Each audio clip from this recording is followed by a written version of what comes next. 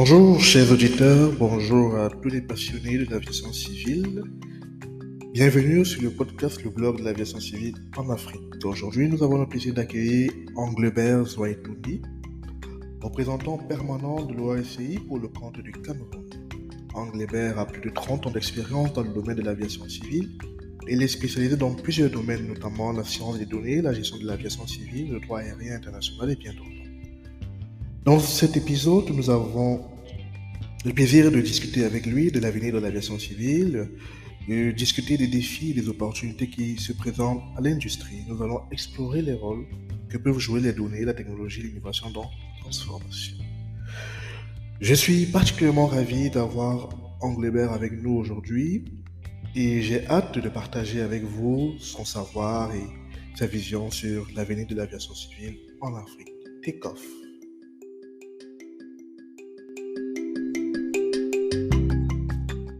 Mon invitation pour le podcast.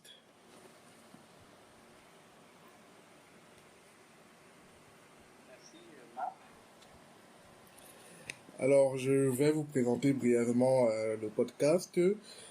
Donc, l'objectif du podcast, comme je disais tantôt, c'est de pouvoir valoriser l'aviation civile auprès de notre cible, de ceux qui ne connaissent pas réellement comment ça se passe, et puis de susciter de véritables vocations pour ceux qui nous écoutent, pour nos auditeurs.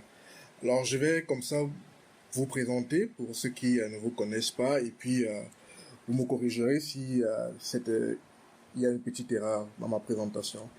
Alors, Monsieur Engelbert, vous êtes le représentant du Cameroun. C'est Englebert. Englebert. Ok, Englebert. E-N-G-L-E-B-E-R-T. D'accord, Englebert Zouaïtouni. D'accord, bonjour Monsieur Englebert. Alors, vous êtes représentant du Cameroun auprès de l'Organisation de l'aviation civile internationale au Canada depuis 2008. Vous avez plus de 30 ans d'expérience dans le domaine de l'aviation civile. Vous êtes également un expert de l'aviation sur le plan du Cameroun. Vous êtes titulaire d'un Master of Science de l'Université de Surrey au Royaume-Uni. Est-ce que c'est exact, M. Englebert? Oh oui, mais je n'ai pas compris. Vous avez dit... Du Cameroun auprès de l'Organisation de l'aviation civile internationale. Oui. Dans cette première partie, nous allons débuter tout en légèreté afin que nos éditeurs puissent mieux vous connaître. Je vais comme ça vous passer la parole afin que vous puissiez brièvement vous présenter et puis sur le plan de votre carrière précisément. Merci. Carrière, c'est-à-dire, c'est bien de dire que je suis un fonctionnaire camerounais. Oui. Je suis fonctionnaire dans le corps des ingénieurs de l'aéronautique civile. C'est un corps de fonctionnaires établi. Bon, ensuite, j'ai travaillé dans le ministère des Transports et lors de la restructuration du secteur de l'aviation civile qui crée une entité de police de l'aviation civile, c'est-à-dire l'autorité aéronautique. Oui. Le département de l'aéronautique civile, la direction de l'aéronautique civile devient donc de ce fait l'autorité aéronautique. Oui. Et je serai là pendant toute cette transformation. Ensuite, je deviens auditeur de l'Organisation de l'aviation civile internationale en matière de supervision de la sécurité. Donc, je vais mener les activités d'auditeur dans plusieurs pays africains. Et là, j'arrive au conseil de l'organisation où je vais rester au conseil et puis je vais occuper plusieurs postes. Notamment, j'ai été président du comité de transport aérien. Oui. Et ensuite, j'ai été premier vice-président. Et donc, à ce poste, je pouvais assumer l'intérim du président, que j'ai assigné plusieurs fois. À ce poste aussi, j'ai conduit les membres du conseil dans d'autres pays pour les visites. Donc voilà en quelque sorte un complément sur la carrière, mais depuis un bon bout de temps, je m'intéresse beaucoup plus dans la prise de décision par les données Oui. et tout ce qui est transformation numérique, tout ce qui est data science et tout ça. Donc, c'est aujourd'hui ce que je fais comme activité en dehors de mes activités de Oui. Alors, on va davantage toujours s'intéresser à votre carrière. Comment est-ce que vous rentrez dans le domaine de l'aviation civile? Est-ce que ça part d'une passion ou alors, c'est juste une opportunité qui s'est présentée à vous et puis vous l'avez saisie? C'est une opportunité, je dois avouer que c'est une opportunité. J'ai saisi l'opportunité. Ce qui est vraiment dommage, puisque vous savez que, je peux dire à mon époque, il y avait quand même des choses qui pouvaient intéresser les gens. Oui. Et ça dépendait de quel côté de la ville de Yaoundé vous habitez. Parce que ceux qui habitaient, par exemple, du côté de garage de Chocobo, étaient plus proches de l'aéroport de Yaoundé-Ville, Oui. avaient l'opportunité, parce qu'il y avait l'aéroclub qui marchait, et il y avait l'opportunité de voir des avions. Oui. Nous autres qui sommes très loin de ça et pas de communication, on n'avait vraiment pas cette chance de pouvoir être au courant que ce secteur était si passionnant. Mais si vous lisez bien dans mon cursus, parfois les gens sont étonnés. L'aviation est un domaine multisectoriel, multidisciplinaire. Tout à fait. Ça se repose sur tous les secteurs, mais multidisciplinaire aussi, c'est-à-dire que l'aviation n'est pas seulement certains corps de métier, c'est-à-dire mécanicien, pilote, contrôleur.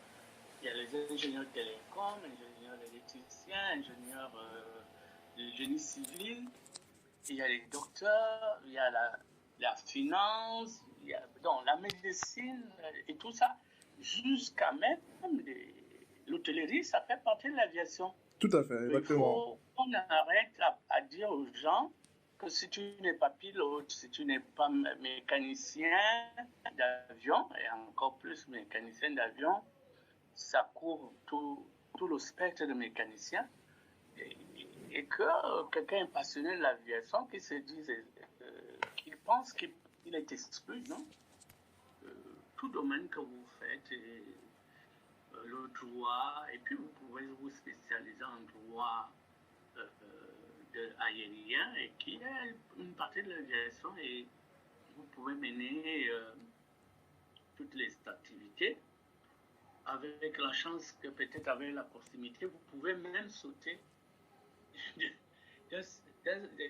d'une spécialisation à une autre. Tout à fait. Tu peux être juriste et au cours de ta carrière de juriste de l'aviation, tu t'intéresses au pilotage et puis tu pars au pilotage. Tout à fait, c'est vrai. Donc, il faut qu'on cesse de donner des stéréotypes qui découragent les gens, non? Je crois que cette manière de voir des choses est très limitée. Et donc, j'encourage quiconque qui a une passion pour l'aviation de commencer avec un domaine et puis de s'intéresser à une spécialisation en aéronautique. Tout à fait. Alors, en 30 ans de carrière dans ce domaine que l'on trouve passionnant, quels ont été les moments forts de votre carrière? C'est vrai qu'elle n'est pas encore achevée, au contraire, vous l'avez dit tout à l'heure, vous la poursuivez davantage. Mais est-ce qu'il y a un moment qui, depuis tout ce temps, vous a le plus marqué tout au long? Tout au long de ma carrière, je crois que ce qui me marque beaucoup plus, et peut-être avec du recul, c'est la dimension ressources humaines. Je dois vous avouer que même au cours de ma carrière, j'ai beaucoup milité pour la dimension des ressources humaines. Pour plusieurs raisons. J'estime que c'est une dimension, quel que soit le secteur, pas seulement en aviation, mais beaucoup plus dans l'aviation parce que vous savez, il y a des secteurs où c'est cloisonné, Exactement. alors que l'aviation, ce n'est pas cloisonné. Vous voyez? Et là, la plupart du temps, en dehors de quelques autres éléments que je peux dire, parce que chaque pays,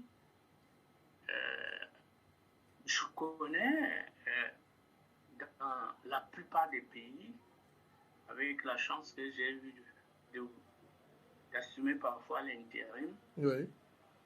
je connais la plupart des pays, comment leur aviation a évolué, comment ça se passe.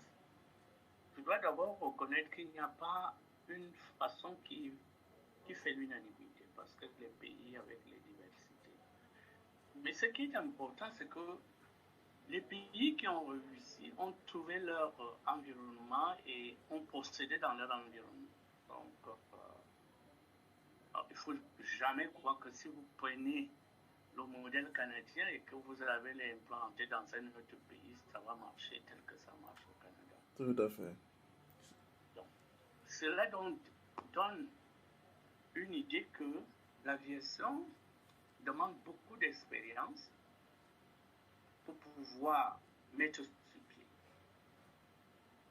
Et toute la question et mon débat jusqu'à l'heure actuelle est qu'est-ce que les autres peuvent faire pour aider quelqu'un à bâtir son aviation? Ouais. La réponse à cette question est contenue dans le préambule de la Convention relative à l'aviation civile internationale. Savoir que l'objectif, c'est la communauté. Oui. Et quand on lit en profondeur cette convention relative, qui est du droit international, on peut dire administratif au public, on constate que en réalité, et même aujourd'hui on le constate, lorsqu'il y a un accident d'avion, parfois on atteint les 20-30 nationalités. Oui, tout à fait. Et la communauté vient que là où cet accident s'est produit, on doit mener des enquêtes techniques pour révéler qu'est-ce qui n'a pas marché dans ce système et dévoiler ça au reste des États pour qu'ils prennent des mesures, qu'ils essaient de regarder est-ce qu'ils ont les mêmes symptômes qui pourront arriver à un accident. C'est vrai qu'au début, c'était très facile de penser qu'un accident était de la faute des acteurs de première ligne, c'est le pilote qui a fait l'erreur, c'est le contrôleur, machin. Non, on a vu que les accidents sont organisationnels.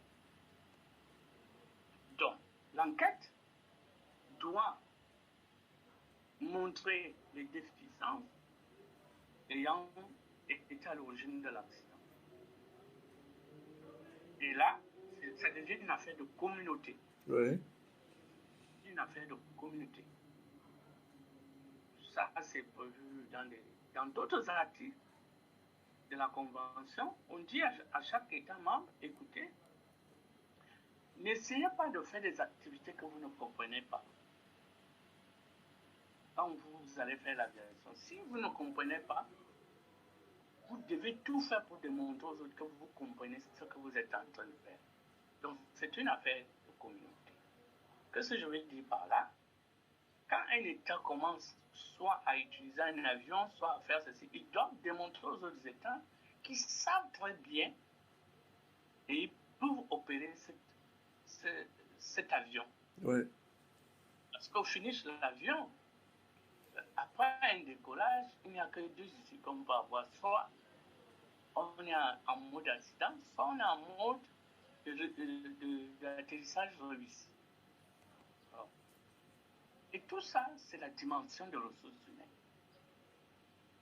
Là, on a des ressources humaines techniques, mais on a aussi des ressources humaines au niveau managérial et leadership. Ouais.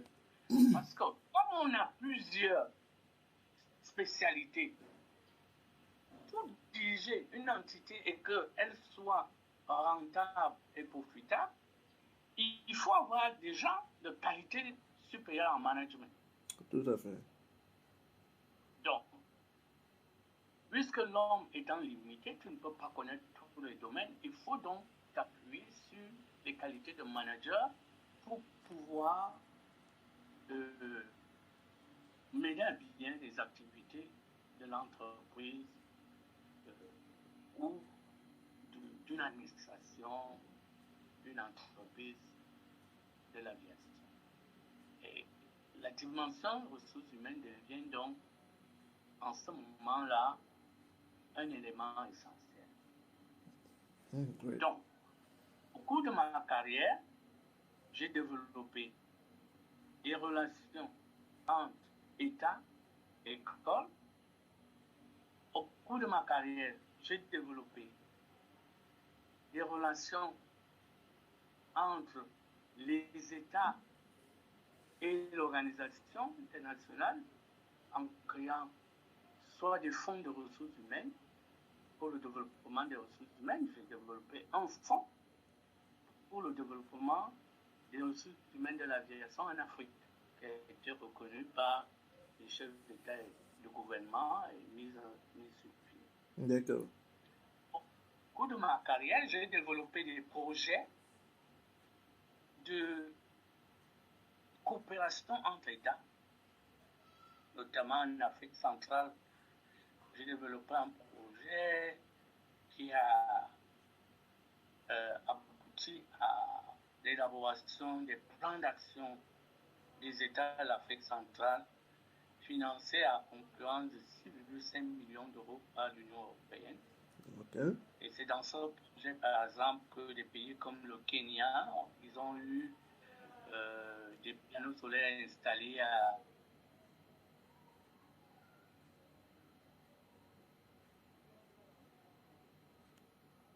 le Gabon, ils ont eu à développer Oui. nombre de projets. Il y avait 14 pays, hein, c'est-à-dire en dehors des 10 pays de l'époque de l'Afrique centrale, avant que le Rwanda ne s'y joigne. Il y avait 4 autres pays, 2 en Afrique et 2 dans les Caraïbes. Donc ça faisait 14 pays sur les 6,5 millions d'euros. Et ce projet, essentiellement, était de développer les capacités, renforcement des capacités en matière de gestion des émissions de CO2 provenant de l'aviation civile. Mhm.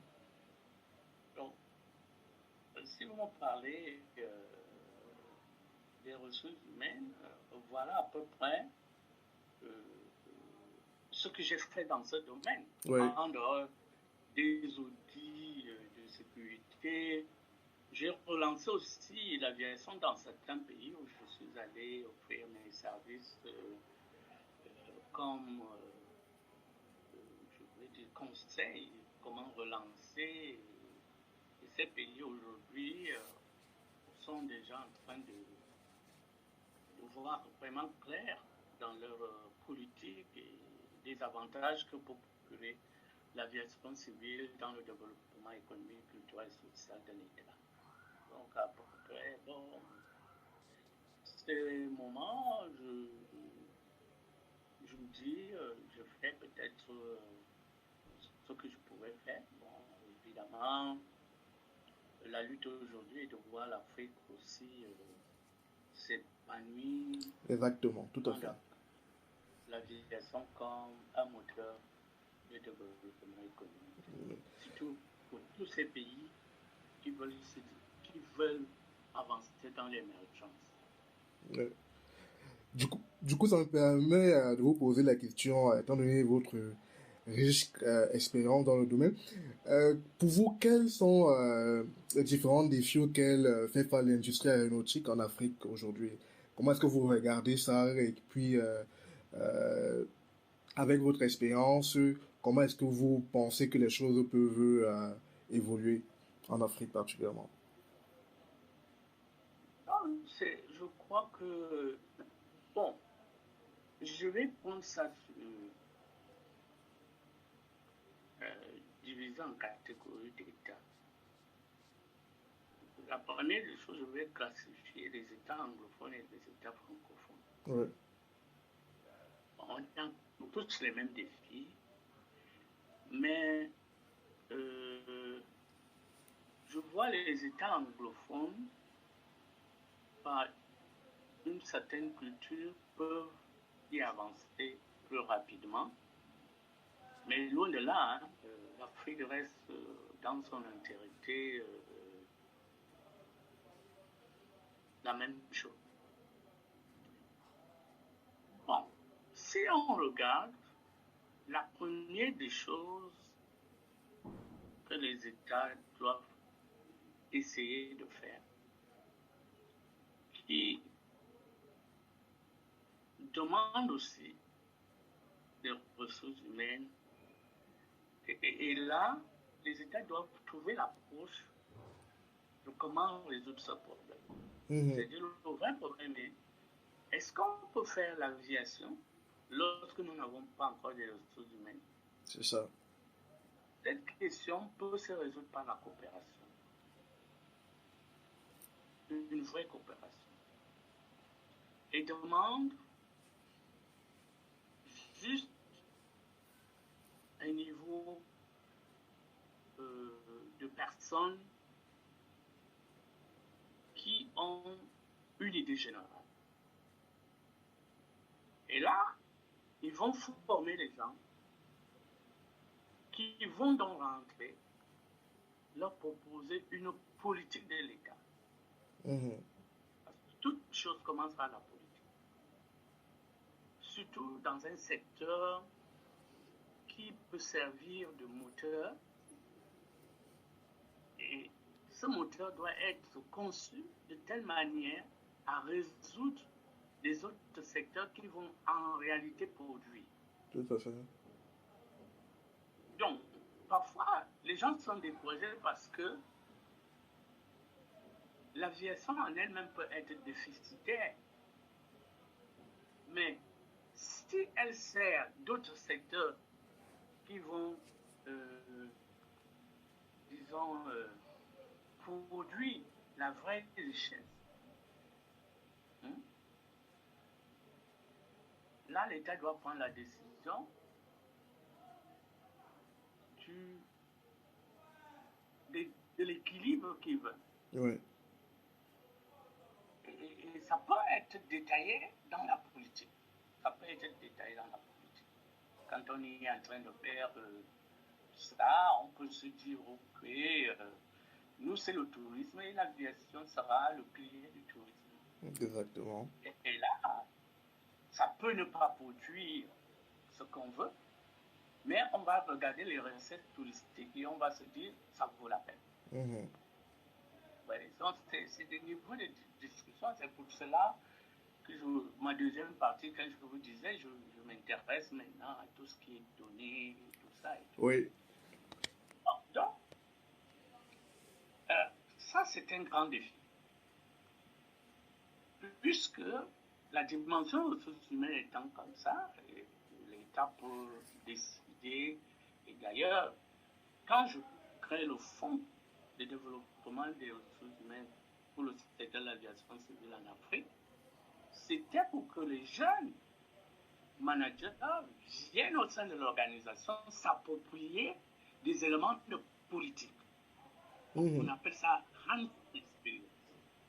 Donc, ils devaient venir voir comment sont élaborées les politiques en matière d'aviation et comment les États mettent ces politiques en place à leur niveau.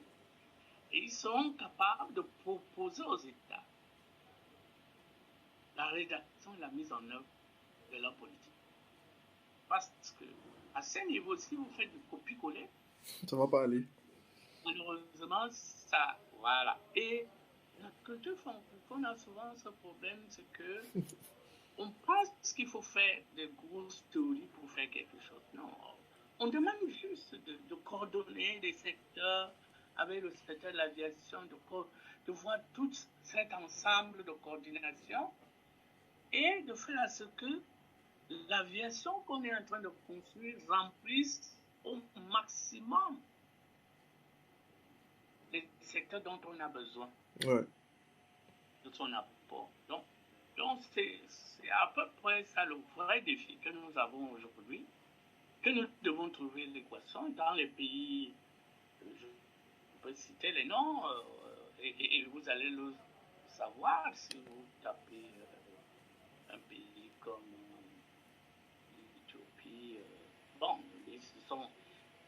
L'Éthiopie en général est orientée, l'aviation aussi produit des devises, parce que et c'est que ça améliore la balance de paiement de l'Éthiopie vis-à-vis, puisque quand votre compagnie va dans un pays et que les gens achètent des billets d'avion, ça peut améliorer la balance de paiement dans ce pays. Bon, je ne suis pas spécialiste dans ça, c'est des domaines que d'autres personnes de l'État peuvent regarder en profondeur si c'est ça qu'ils veulent orienter. Et là, la compagnie va faire des bons à l'étranger. Si c'est pour relier les régions enclavées et relancer l'économie locale dans certaines régions, ça va demander une autre manière de faire les choses. C'est pour cela que l'État, avec des spécialistes dans tous les domaines, ils peuvent s'asseoir avec ceux des transports pour leur dire voilà ce qu'on voudrait que vous fassiez. Exactement. Et là, les techniciens vont donc construire l'aviation de l'État pour atteindre ses objectifs. Voilà, à peu près. C'est un grand défi, ça demande beaucoup de coordination, ça demande beaucoup de leadership et d'expérience. Si vous n'avez pas d'autres expériences, vous pouvez faire appel à d'autres gens de venir, sauf qu'il ne faut pas faire ce que nous faisons. Quand vous faites appel à quelqu'un, il est votre travailleur, vous lui demandez de vous donner le travail. Vous ne le laissez pas main libre pour qu'il produise quelque chose. Donc, c'est aussi un grand défi dans le changement de mentalité, des choses comme ça. C'est ça.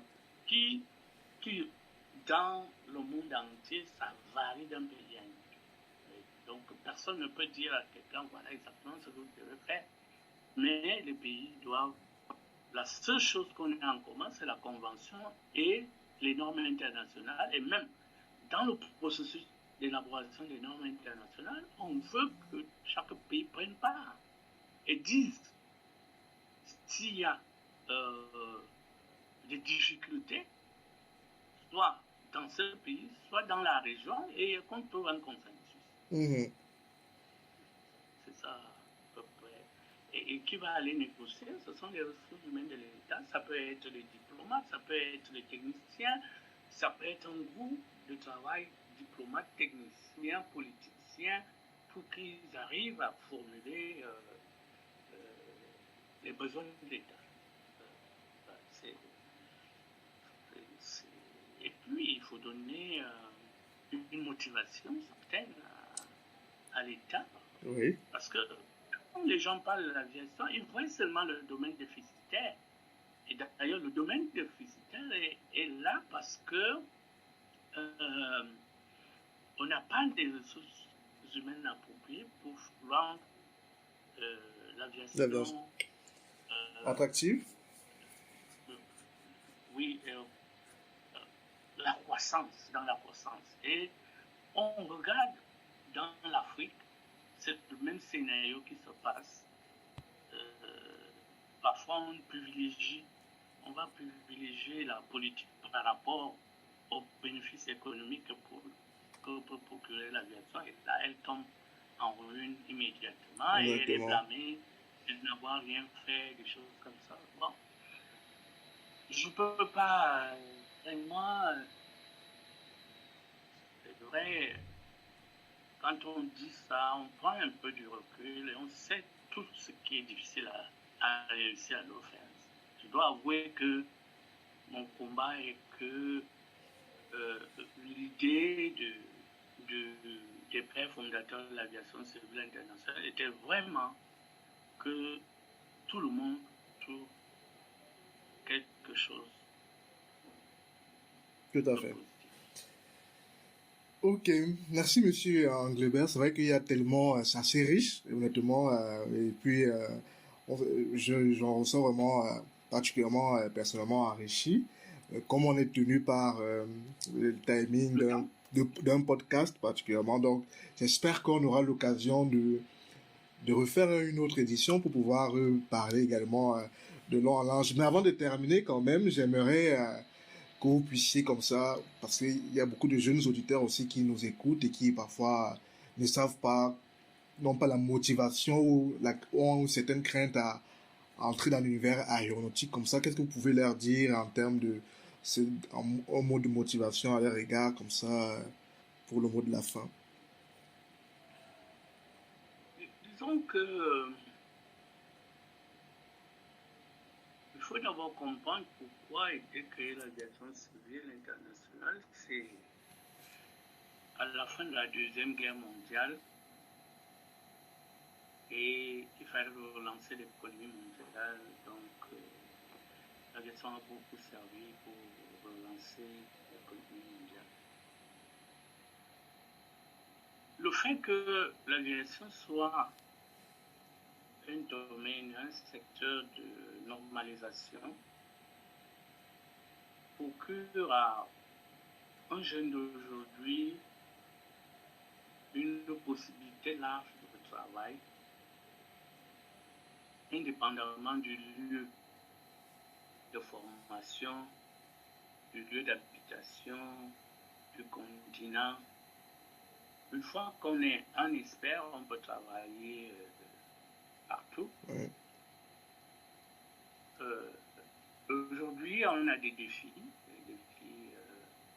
Le premier défi, c'est comment intégrer les femmes, leur donner plutôt une motivation, de comprendre qu'elles sont plus utiles. D'ailleurs, beaucoup ne savent pas que pendant la Deuxième Guerre mondiale, dans presque l'histoire que je lis à gauche, à droite, la fabrication des avions qui ont servi à la guerre majoritairement été conçue par des femmes. Mmh. Et ça s'explique que les hommes étaient Au front, oui. Donc les femmes, on s'est fixé l'objectif d'avoir 50%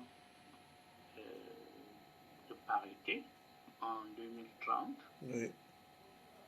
Nous sommes en 2023. Donc il reste 7 ans. Nullement, c'est pas un facteur pour dire oui, on va les pousser. Non, je crois que la femme a un grand rôle à jouer dans l'aviation.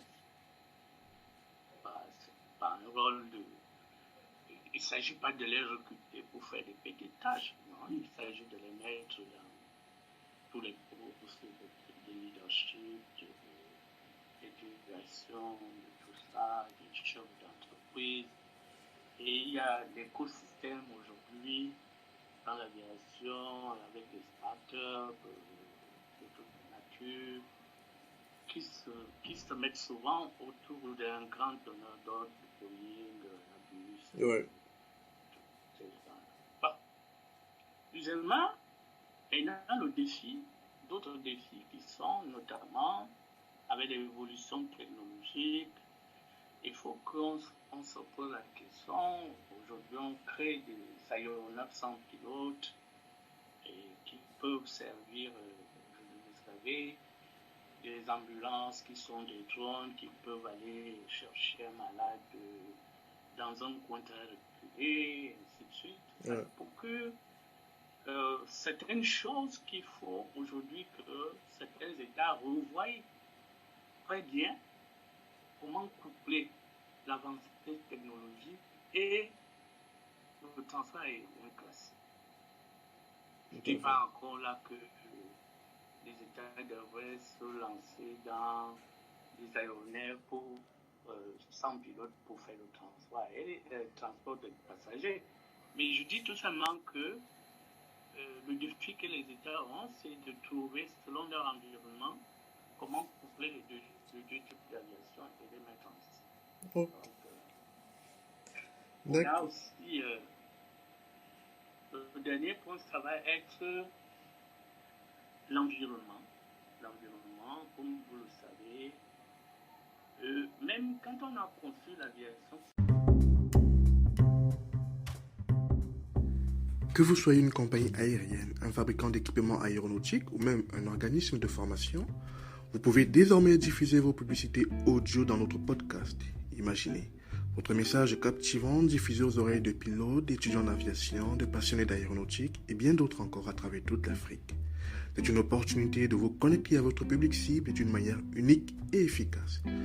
Notre podcast est un rendez-vous incontournable pour tous les amateurs et professionnels de l'aviation civile en Afrique. Alors, saisissez cette chance de faire briller votre marque et de toucher les auditeurs qui partagent votre passion pour l'aviation. Pour en savoir plus sur nos options publicitaires et pour réserver votre espace dès maintenant, faites-nous signe. Ne manquez pas cette occasion de prendre votre envol et de faire entendre votre voix dans le monde de l'aviation civile. Le podcast Le blog de l'aviation civile en Afrique, où passion et innovation se rencontrent dans les airs. Réservez votre publicité audio dès aujourd'hui et participez à cette aventure passionnante.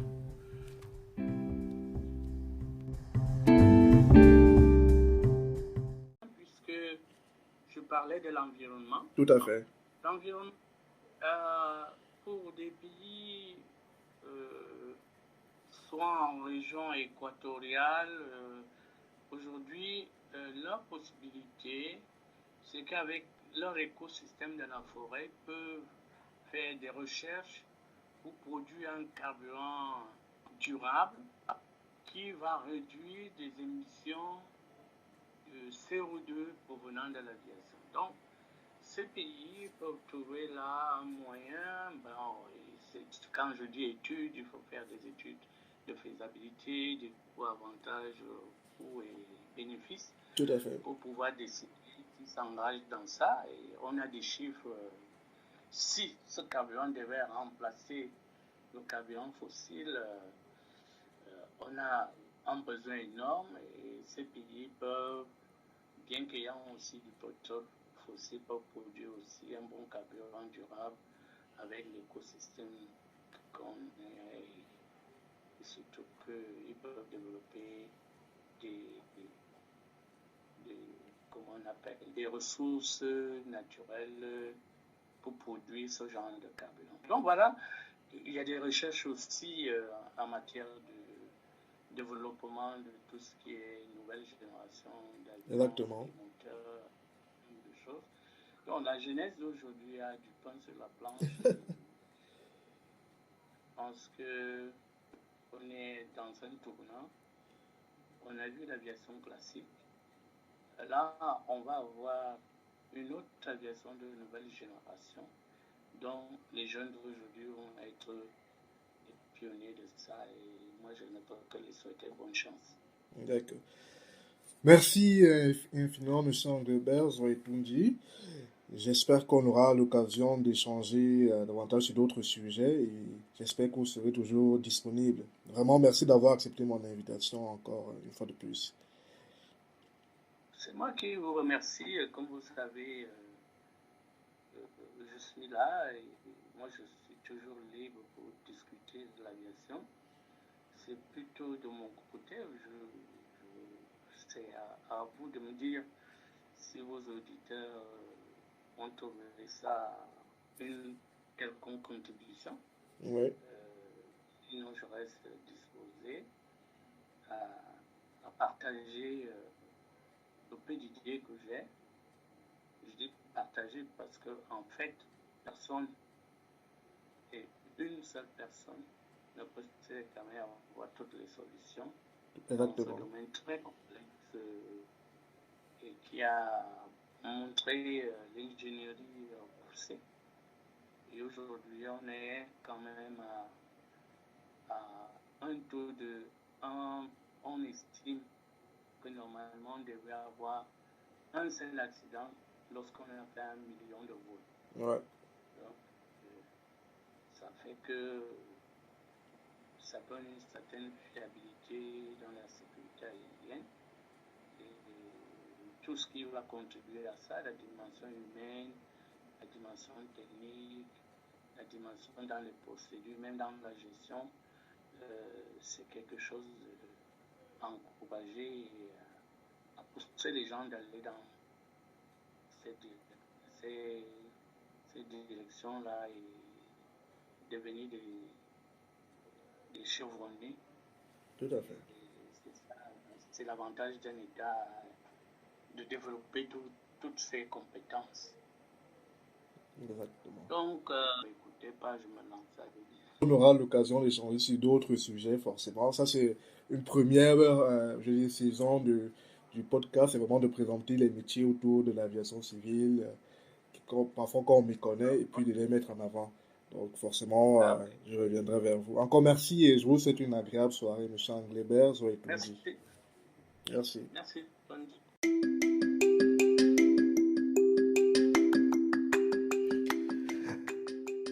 Merci d'avoir écouté le podcast, le blog de l'aviation civile en Afrique.